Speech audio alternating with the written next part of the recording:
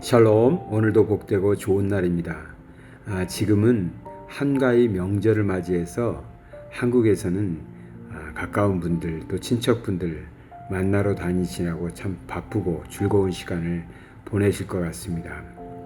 이것도 중국 사람들과 한국 사람들은 한가위 명절을 보내고 있기 때문에 많은 모임들을 갖고 있는 것 같습니다.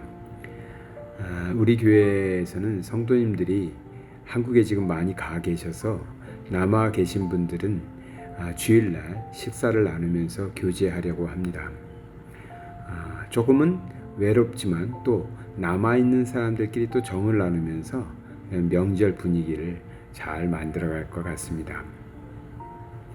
오늘 말씀 나누고 싶은 것은 함께 지어져 가느니라, 이 말씀처럼 우리가 신앙생활하는데 개인이 하는 것이 아니라 함께 하고 있다라는 것, 나와 함께 하고 있는 사람이 있다는 것, 이 말씀을 가지고 묵상하려 합니다. 에베소서 2장 19절에서 22절의 말씀을 보도록 하겠습니다. 그러므로 이제부터 너희는 외인도 아니요 나그네도 아니요 오직 성도들과 동일한 시민이요 하나님의 권속이라. 너희는 사도들과 선지자들의 터 위에 세우심을 입은 자라. 그리스도 예수께서 친히 모퉁이 돌이 되셨느니라. 그의 안에서 걸물마다 서로 연결하여 주 안에서 성전이 되어가고 너희도 성령 안에서 하나님이 거하실 처소가 되기 위하여 그리스도 예수 안에서 함께 지어져 가느니라. 아멘. 바울이 에베소 교회에 편지하면서 그들을 향해서 이렇게 말합니다. 당신들은 더 이상 외인도 아니고 나그네도 아닙니다. 이제 하나님의 성도들과 동일한 신임이고 하나님의 권속들입니다. 즉, 다 같은 가족입니다. 이렇게 말합니다. 그러면서 예수 그리스도가 모퉁이 돌이 되셔서 그 기초 위에 세우심을 받은 사람들이다. 그래서 건물마다 서로 연결하여 주 안에서 성전이 되어간다. 이렇게 표현합니다. 그러니까 우리 하나님의 사람들은 서로 남남이 아니라 함께 주님 터전 위에서 함께 성전이 되어가기 위해서 연결되어 서로 연합하고 서로 함께 만들어져 가는 사람입니다. 그것을 22절에 이렇게 표현하죠. 너희도 성령 안에서 하나님이 거하실 처소가 되기 위하여 그리스도 예수 안에서 함께 지어져 가느니라. 함께 만들어져 가고 있다. 개인이 신앙생활하는 거 아니고 함께 한다 하는 것입니다. 사실 함께 하는 것이 좀 어렵죠. 나 혼자 하면 그냥 내 뜻대로 내 생각대로 내가 열심히 하면 되는데 다른 사람과 함께 하려다 보면은 나만 잘해서 되는 게 아니라 상대방도 잘해줘야 되거든요. 근데 나는 항상 잘하고 열심히 있고 책임감이 있는 것 같은데 다른 사람은 나처럼 열심히 하는 것 같지 않고 책임감도 없는 것 같고 그런 느낌 받으시죠? 그런데 안타깝게도 상대방도 나를 보면서 그렇게 느낄 수 있다라는 것입니다. 그러니 정말 서로 잘해야 되겠죠. 저는 하나님의 일을 하면서 또 세상을 살아가면서 많은 상황 속에서 느낍니다. 나 홀로 살아갈 수 없고 나 홀로 어떠한 일이든 해결하기는 쉽지 않다. 사실 불가능하다라는 생각을 합니다. 내가 참 못나고 무능하고 가진 것이 없어서 아니요. 내가 능력이 있고 재주가 많고 또 가진 것이 있다고 한들 세상 살아가는데 나 혼자만의 힘으로 어림도 없는 것 같습니다. 그래서 내 옆에 내 주변에 있는 사람들을 자꾸 돌아보게 되는데 그들이 얼마나 소중한 사람인가 하는 것을 고백하지 않을 수 없다라는 것입니다.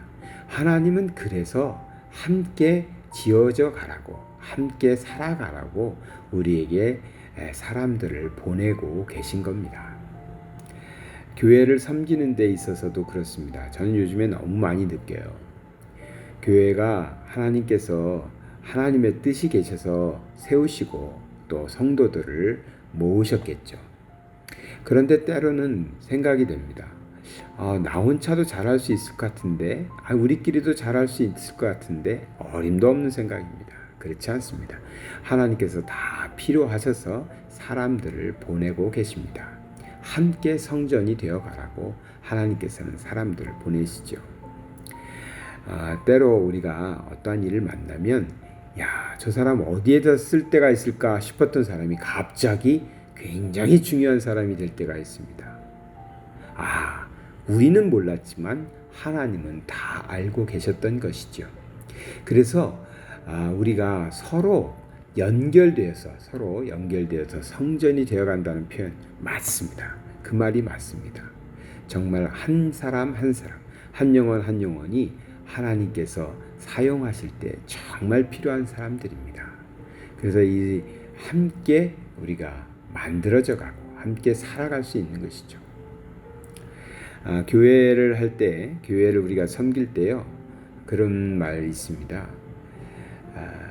교회에는 아무래도 목사님이 중요하지 않을까요? 담임 목사님이 참 중요할 것 같습니다.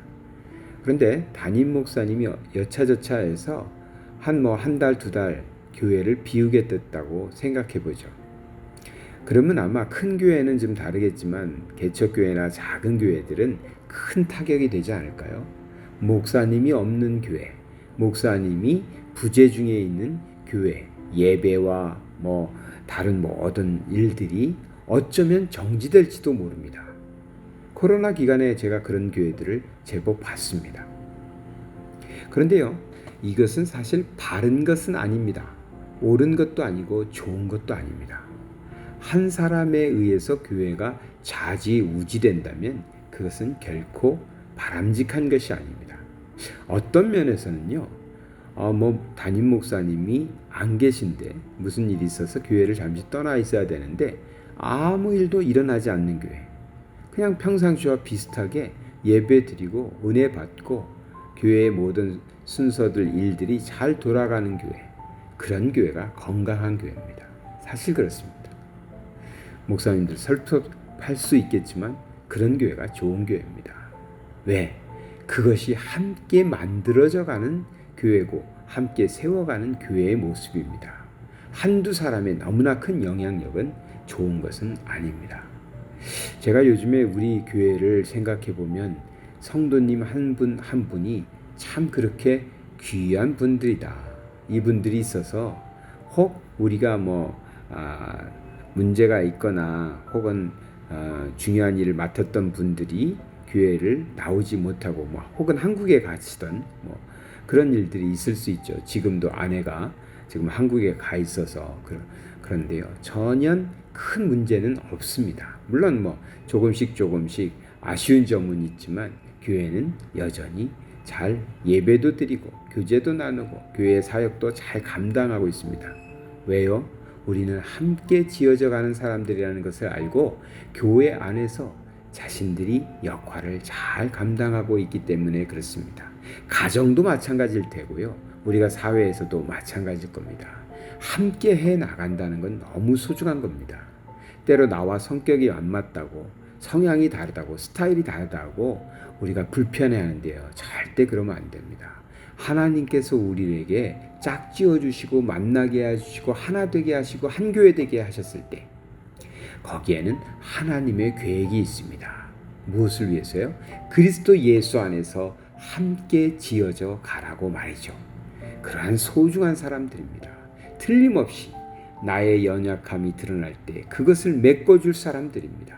그래서 함께 하나님의 일을 이루어낼 것입니다. 부부가 그렇고요. 가정이 그렇고요. 교회가 그렇고 우리가 함께하고 있는 사역의 사역자들이 그럴 것입니다. 오늘도 함께 지어져가는 귀한 나의 동역자다, 나의 사람들이다 이런 마음으로 살아가시면서 서로 고마움도 좀 표현해 보면서 그렇게 살아가시면 참 좋겠습니다. 사랑의 하나님 아버지 감사드립니다. 우리에게 서로 연결하여 주 안에서 성전이 되어갈 수 있도록 함께 지어져 갈 수 있도록 우리에게 함께 할 수 있는 사람들을 붙여주심을 감사드립니다. 서로를 소중히 여기며 섬기며 하나님의 일을 잘 감당하는 삶이 되게 하여 주시옵소서.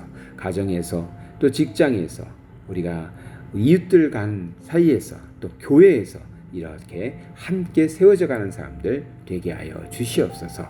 예수 그리스도 이름 받들어 기도드리나이다. 아멘.